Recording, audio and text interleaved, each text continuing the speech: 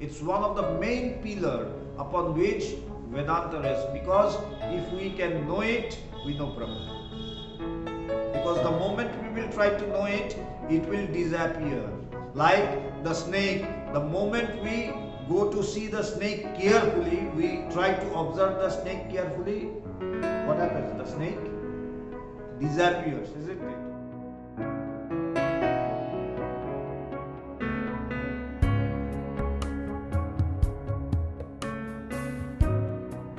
Today we are going to discuss a very important subject, and the subject is Maya. Actually, there is no particular, word for Maya which can exactly represent the thing in English. Somewhere it is known as illusion, somewhere delusion, but it's not the exact word, and that's the problem with translation that we have. So, but Maya is a very important thing, because it is upon the essence of Maya that the philosophy of Advaita Vedanta stands. It is one of the main pillars of Advaita Vedanta or non-dualistic Vedanta. In order to make us understand the essence of non-dualism, the scriptures or the gurus, they time and again give stress on Maya, because if we can understand Maya properly, then we can know Brahman. It's a very apparently contradictory thing that it is due to Maya that we don't know Brahman. We cannot realize Brahman. Despite being of the nature of Brahman, we cannot realize ourselves as Brahman because of Maya. And at the same time, if we can know Maya properly, then we can realize ourselves as Brahman. Because how is it so? How is it that which creates difference between the individual self and the supreme self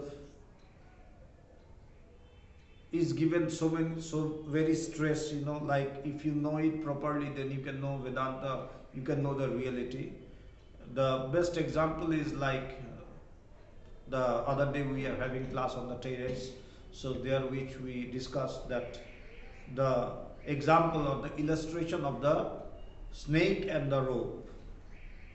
Now when in darkness there is a rope lying in dark, and suddenly we see it and we think it to be a snake.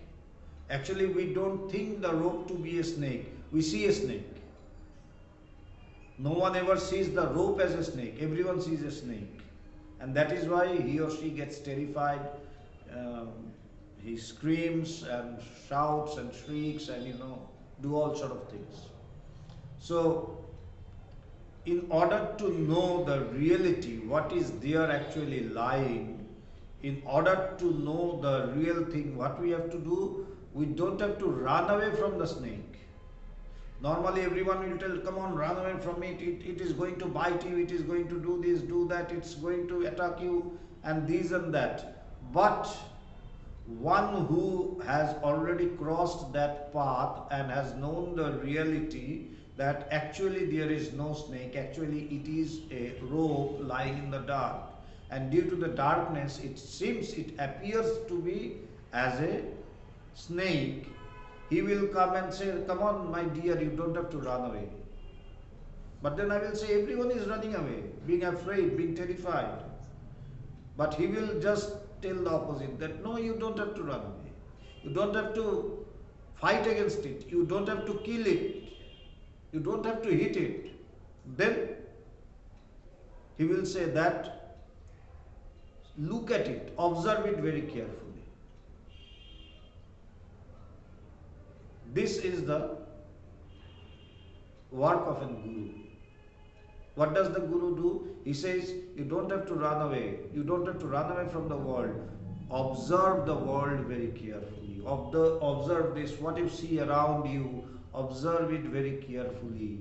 And when we observe that snake very carefully, when the person brings a torch and throws the light on the snake, then we see, there is no snake, it's actually a rope.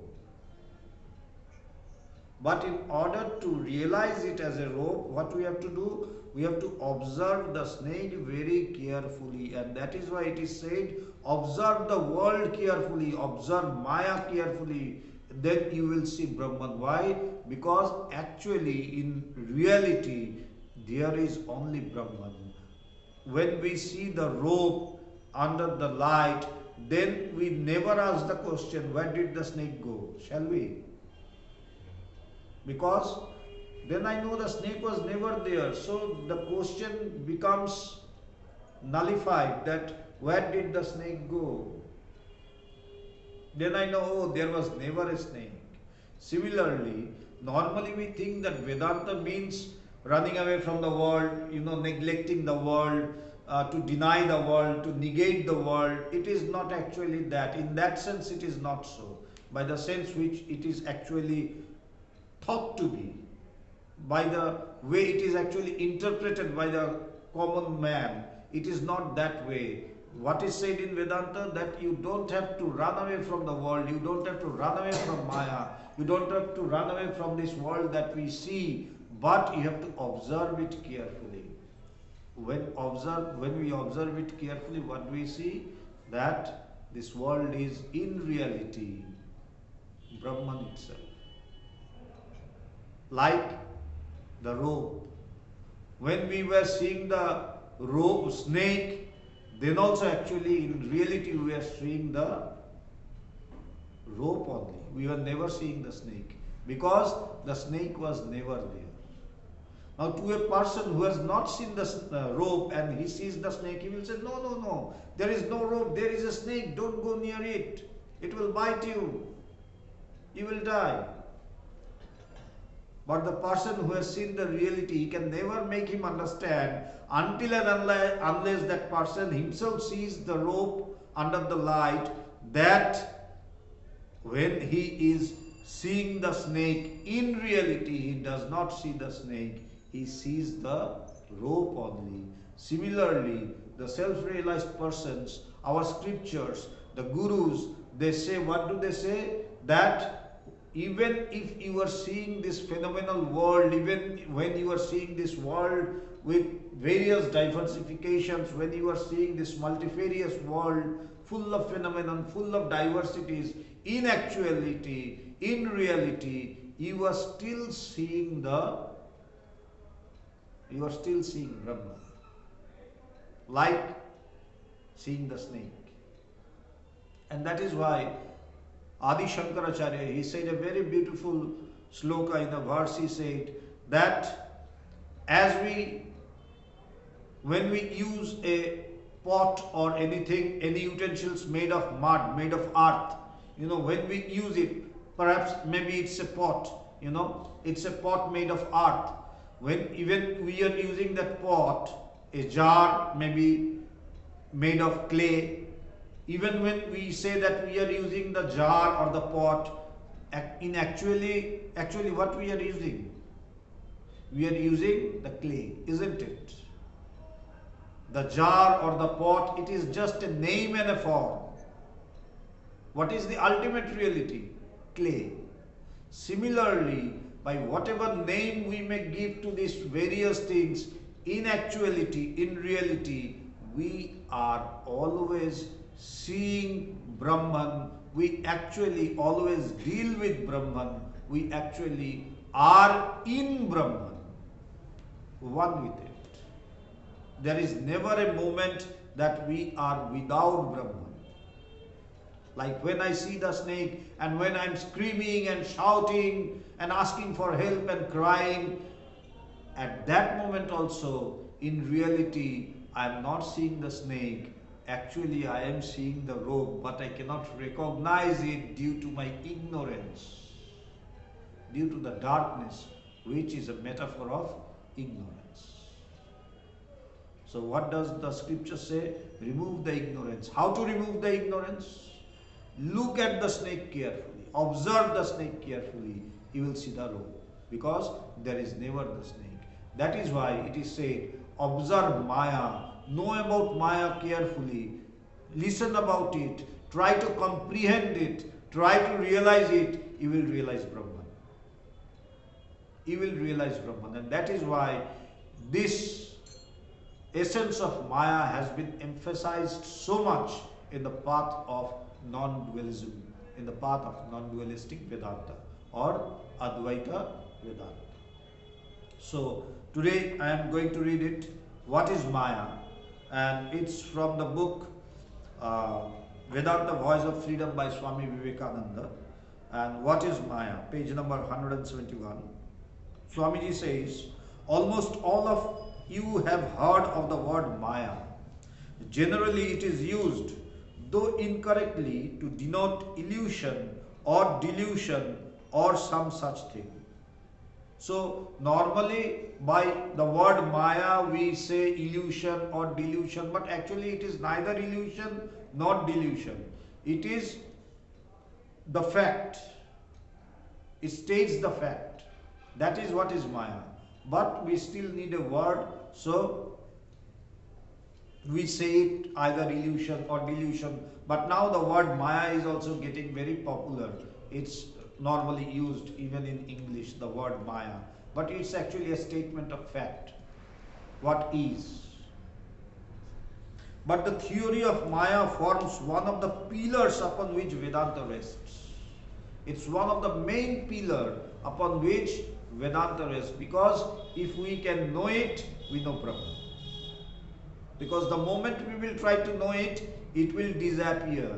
Like the snake, the moment we go to see the snake carefully, we try to observe the snake carefully, what happens? The snake disappears, isn't it? We have to use the word disappear, but it actually doesn't disappear because there was no appear, there was not in reality the snake ever.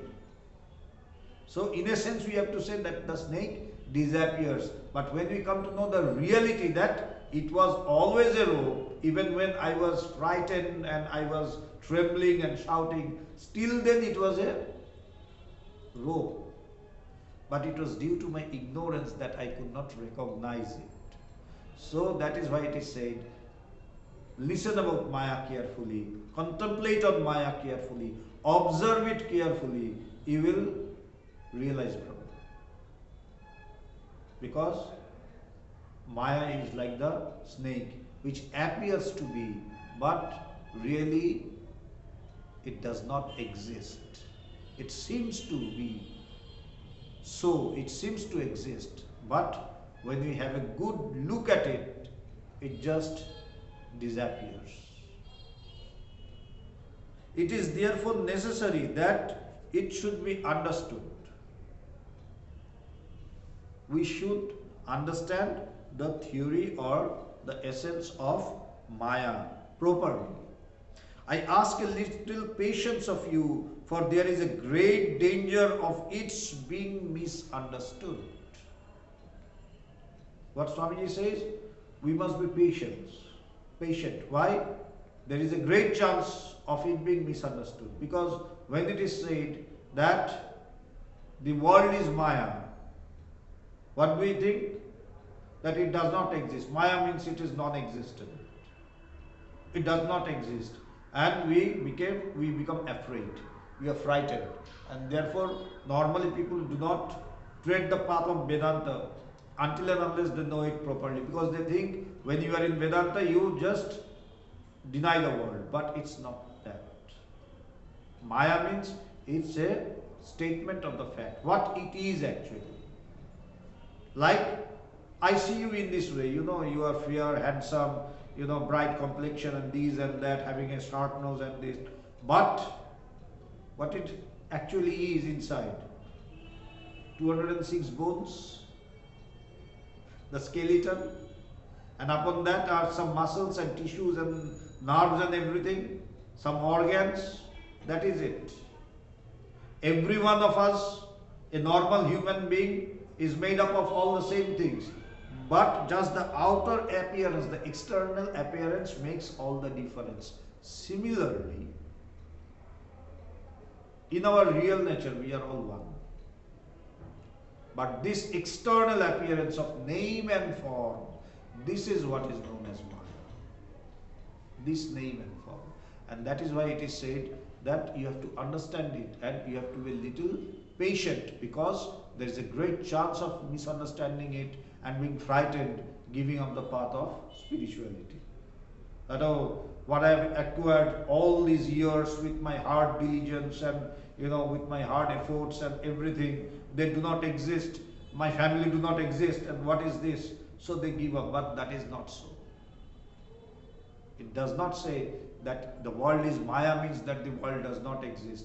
The world does not exist in the way it seems to appear. Like the snake, it is not that the snake does not exist.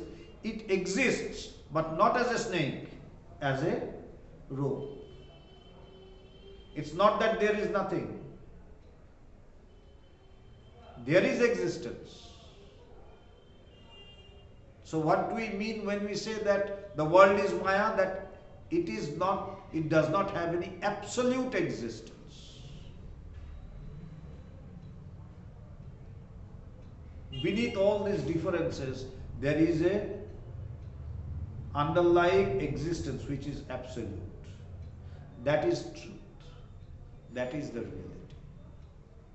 And then when we know this truth, when we know this reality, then also we will see this world with all the differences. But with that, I will also have that knowledge of that single reality which underlies all of it. So I will not quarrel. I will not go into conflict. You are this, I am that. No. I know in our real nature we are one and the same.